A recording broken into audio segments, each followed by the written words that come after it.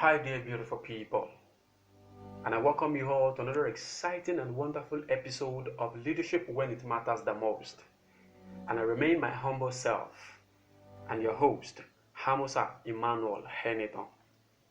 And last week we discussed at length on what management is all about, the principles of management, and the frameworks on which management is based, and as well the notion that was developed by one of the greatest management theorists the world has ever seen, Henry Fayol, and as well how the principles of management can help in building organization goals and development. Dear beautiful people, and that would lead us to a new episode today and a new topic I titled Who Are Managers? Who are managers? Hi dear beautiful people.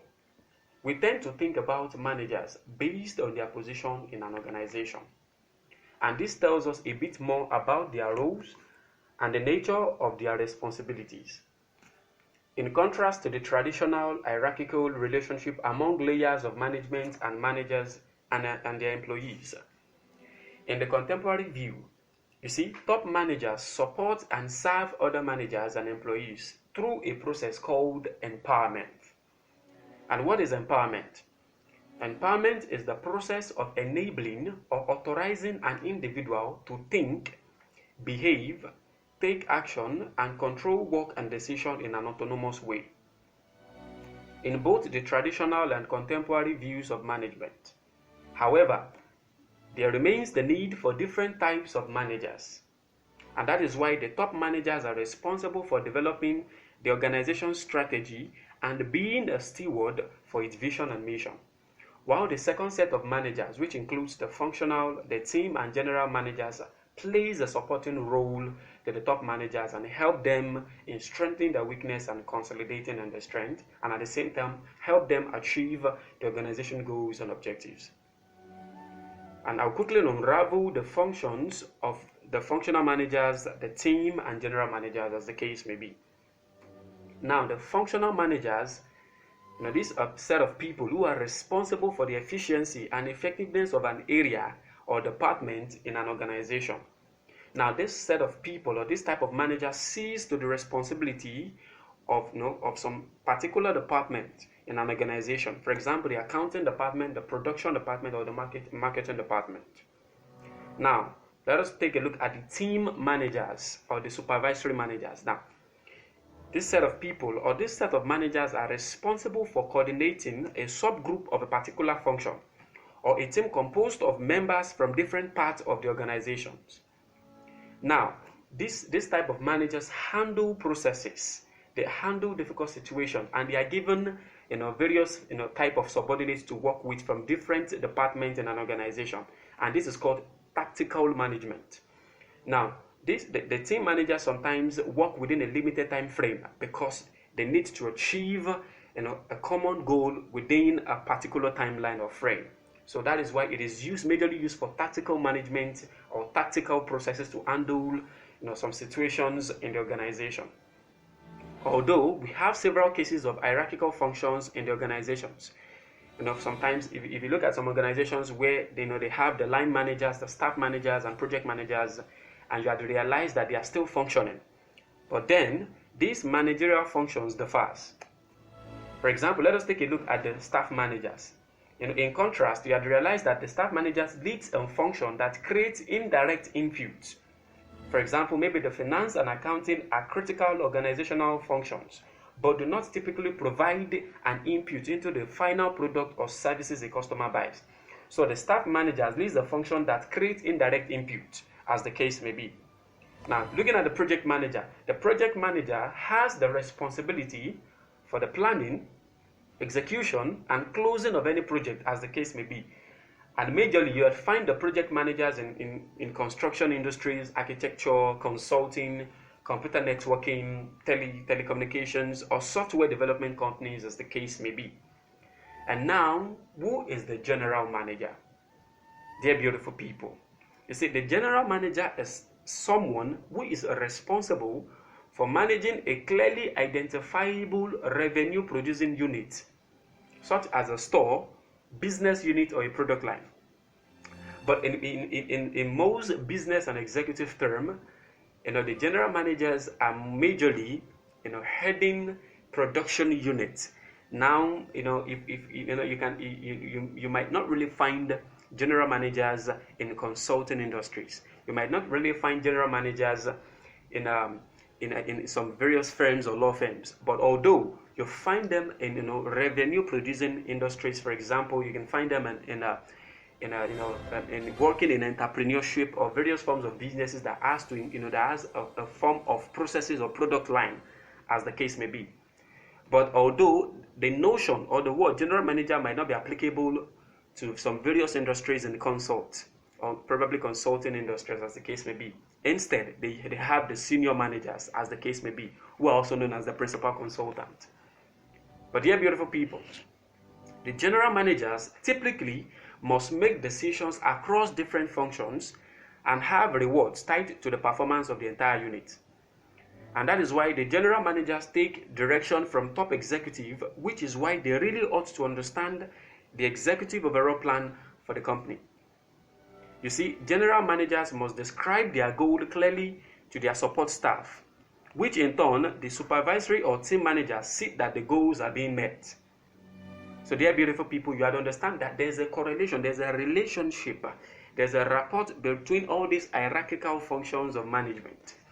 And these functions work hand in hand and side by side to see to the effectiveness and efficiency of the organization growth and development. So dear beautiful people, what is the nature of managerial work in the real sense and definition? I repeat, what is the nature of managerial work in the real sense and definition? Dear beautiful people, you have to realize that at the beginning of the podcast series, I said that managers are responsible for the processes of getting activities done efficiently with and through other people, and at the same time setting and achieving the firm's goals through the execution of 4 basic management principles as described by Henry Fayol.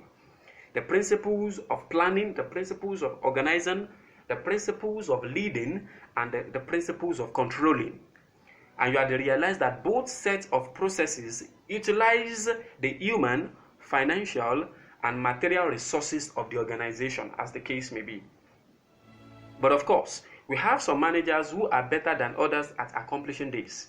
You see, that is when we get to the attitudinal patterns, the use and the principles of drive, attitude, and confidence under leadership. So dear beautiful people, you see, in the real sense and definition, a manager plays 10 high-impact roles in the organization, which are then subdivided into 3 groups. I repeat, a manager plays 10 high-impact roles, which are then subdivided into 3 groups in an organization. Now, the first group is the interpersonal rule. The first function is called the interpersonal rule. Now, the second function is called the informational rule, and the third function is called the decisional rule. Now, what is the interpersonal rule? The interpersonal rule has 3 major roles being played by the manager. Now, under the interpersonal rule, the manager acts as a figurehead, the manager acts as the leader, and at the same time, the manager acts as a point of liaison. The manager acts as a figurehead, the manager serves as the leader, and the manager serves as a liaison. The figurehead means the manager stands to represent the top executive while working with the subordinate. The manager serves as a leader means that the manager helps and at the same time, gives and instills responsibilities into the attitude of his or her subordinates, and he or she makes them perform at the highest level, as the case may be. And that is the role of the manager as a leader. And the third role, being the liaison, is the fact that the manager serves as a point of liaison, as a point of contact between both the subordinates or the staffs and likewise the top executive. Now, the second group, which is also the second role the manager plays, is called the informational role. The informational role is divided into 3 functions, and the manager serves as the monitor, the manager serves as the disseminator, and thirdly, the manager serves as a spokesperson. The manager plays the role of the monitor, disseminator, and spokesperson. The manager monitors all activities on behalf of the top executives. The manager disseminates information, and as well, the manager serves as the spokesperson, speaks on behalf of the top executive to the line staffs, and at the same time help conveying information from the staffs down to the top executive, as the case may be. Now, the third group and the third functional role of the manager is called the Decisional Rule, and these have four functions. These have four functions being played by the manager. And the first one is the manager serves as an entrepreneur, or acts as an entrepreneur. The second function under the Decisional Rule is the manager acts as the disturbance handler. The disturbance handler. And the third one is the manager acts as a resource allocator. And the fourth one under the Decisional Rule is the manager serves and acts as a negotiator. Now, looking at these, the manager serves as an entrepreneur. The manager helps and at the same time uses all the factors of production and leverage it and helps to seeing to the effectiveness and efficiency of the organization. Now, the disturbance handler, when there is any forms of fault or any forms of delay or probably any problem arising in all fronts of the organization, the manager handles the problem and at the same time conveys the information down to the top executive, as the case may be. The manager serves as a resource allocator. The manager explains the problems of the organizations to the top executive. He explains wherever it is that needs to be strengthened and wherever it is that has enough strength and needs to be consolidated on. The manager helps in resource allocators and allocation in various forms and in various departments of the organization, as the case may be. The last one is the manager serves as a negotiator. The manager is actually playing the middleman in every forms of organization. The manager, tends to solve issues, relays issues down to the top executive, and from the top executive conveys the information down to the staffs and line workers in an organization. The manager helps to convey information, helps to handle problems and situations, and at the same time helps to curb whatever problem that may want to arise in the organization, and relays information as it is, and look for problems at which information might be solved down to the top executive, as the case may be. Now you had realized that these altogether makes 10 important roles of the manager. And dear beautiful people, you had realized that the three groups solve three major problems. Now the first group, which is the interpersonal rule, you had realized that when the manager serves as a figurehead, the leader, and the liaison, that is the point of liaison, the manager provides information. And the informational rule, where the manager serves as the monitor, the disseminator, and the spokesperson, the manager in this procedure is processing information.